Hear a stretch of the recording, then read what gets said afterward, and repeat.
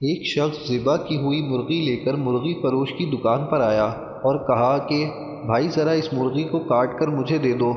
مرغی فروش نے کہا مرغی رکھ کر چلے جاؤ اور آدھے گھنٹے بعد آ کر لے جانا۔ اتفاق سے شہر کا قاضی مرغی فروش کی دکان پر آ گیا اور دکاندار سے کہا کہ یہ مرغی مجھے دے دو۔ دکاندار نے کہا کہ یہ مرغی میری نہیں بلکہ کسی اور کی ہے اور میرے پاس بھی ابھی کوئی اور مرغی نہیں جو میں آپ کو دے سکوں۔ قاضی نے کہا کہ کوئی بات نہیں، یہی مرغی مجھے دے دو، مالک آئے تو کہنا کہ مرغی اڑ گئی ہے۔ دکاندار نے کہا کہ ایسا کہنے کا بھلا کیا فائدہ ہوگا، مرغی تو اس نے خود ذبح کر کے مجھے دی تھی، پھر ذبح کی ہوئی مرغی کیسے اڑ سکتی ہے؟ قاضی نے کہا میں جو کہتا ہوں اسے غور سے سنو، بس یہ مرغی مجھے دے دو، اس کے مالک سے یہی کہو کہ تیری مرغی اڑ گئی ہے، وہ زیادہ سے زیادہ تمہارے خلاف مقدمہ لے کر میرے پاس ہی آئے گا۔ دکاندار نے کہا کہ اللہ سب کا پردہ رکھے اور مرغی قاضی کو پکڑا دی۔ قاضی مرغی لے کر نکل گیا تو مرغی کا مالک بھی آ گیا اور دکاندار سے کہا کہ مرغی کاٹ دی ہے۔ دکاندار نے کہا میں نے تو کاٹ دی تھی مگر آپ کی مرغی اڑ گئی ہے۔ مرغی والے نے حیران ہو کر پوچھا بھلا وہ کیسے؟ میں نے تو خود ذبح کی تھی، اڑ کیسے گئی؟ دونوں میں پہلے نوک جھوک شروع ہوئی اور پھر بات جھگڑے تک جا پہنچی، جس پر مرغی والے نے کہا کہ چلو عدالت قاضی کے پاس چلتے ہیں، اور چل پڑے۔ دونوں نے عدالت جاتے ہوئے رستے میں دیکھا کہ دو آدمی لڑ رہے ہیں، ایک مسلمان ہے جبکہ دوسرا یہودی۔ چھڑانے کی کوشش میں دکاندار کی انگلی یہودی کی آنکھ میں جا لگی اور یہودی کی آنکھ ضائع ہو گئی۔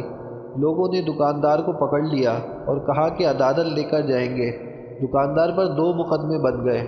لوگ مرغی فروش کو لے کر جب عدالت کے قریب پہنچ گئے تو مرغی فروش اپنے آپ کو چھڑا کر بھاگنے میں کامیاب ہو گیا، مگر لوگوں کے پیچھا کرنے پر قریبی مسجد میں داخل ہو کر مینار پر چڑھ گیا۔ لوگ جب اس کو پکڑنے کے لیے مینار پر چڑھنے لگے تو اس نے چھلانگ لگائی تو ایک بوڑھے آدمی پر گر گیا جس سے وہ بوڑھا مر گیا۔ اب اس بوڑھے کے بیٹے نے بھی لوگوں کے ساتھ مل کر اس کو پکڑ لیا اور سب اس کو لے کر قاضی کے پاس پہنچ گئے۔ قاضی مرغی فروش کو دیکھ کر ہنس پڑا کیونکہ اسے مرغی یاد آ گئی، مگر باقی دو کیسوں کا اسے علم نہیں تھا۔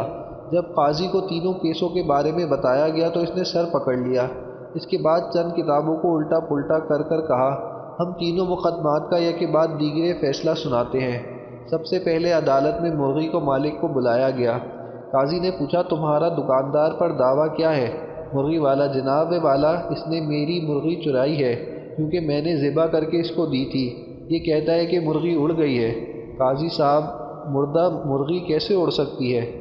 قاضی کیا تم اللہ اور اس کی قدرت پر ایمان رکھتے ہو؟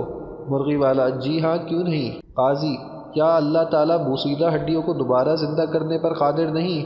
تمہاری مرغی کا زندہ ہو کر اڑنا بھلا کیا مشکل ہے؟ یہ سن کر مرغی کا مالک خاموش ہو گیا اور اپنا کیس واپس لے لیا۔ قاضی دوسرے مدعی کو لاؤ۔ یہودی کو پیش کیا گیا تو اس نے عرض کیا کہ قاضی صاحب اس نے میری آنکھ میں انگلی ماری ہے جس سے میری آنکھ ضائع ہو گئی، میں بھی اس کی آنکھ میں انگلی مار کر اس کی آنکھ ضائع کرنا چاہتا ہوں۔ قاضی نے تھوڑی دیر سوچ کر کہا مسلمان پر غیر مسلم کی دیت نصف ہے، اس لیے پہلے یہ مسلمان تمہاری دوسری آنکھ بھی پھوڑے گا، اس کے بعد تم اس کی ایک آنکھ پھوڑ دینا۔ یہودی بس رہنے دیں، میں اپنا کیس واپس لیتا ہوں۔ قاضی تیسرا مقدمہ بھی پیش کیا جائے۔ مرنے والے بوڑھے کا بیٹا آگے بڑھا اور عرض کیا قاضی صاحب اس نے میرے باپ پر چھلانگ لگائی جس سے وہ مر گیا۔ قاضی تھوڑی دیر سوچنے کے بعد بولا ایسا کرو تم لوگ اس مینار پر جاؤ اور مدعی اس مینار پر چڑھ کر اس مرغی فروش پر اسی طرح چھلانگ لگا دے جس طرح مرغی فروش نے اس کے باپ پر چھلانگ لگائی تھی۔ نوجوان نے کہا قاضی صاحب اگر یہ دائیں بائیں ہو گیا تو میں تو زمین پر گر کر مر جاؤں گا۔ قاضی نے کہا یہ میرا مسئلہ نہیں ہے، میرا کام عدل کرنا ہے، تمہارا باپ دائیں بائیں کیوں نہیں ہوا؟ نوجوان نے اپنا دعویٰ واپس لے لیا۔ نتیجہ اگر آپ کے پاس قاضی کو دینے کے لیے مرغی ہے تو پھر قاضی بھی آپ کو بچانے کا ہنر جانتا ہے۔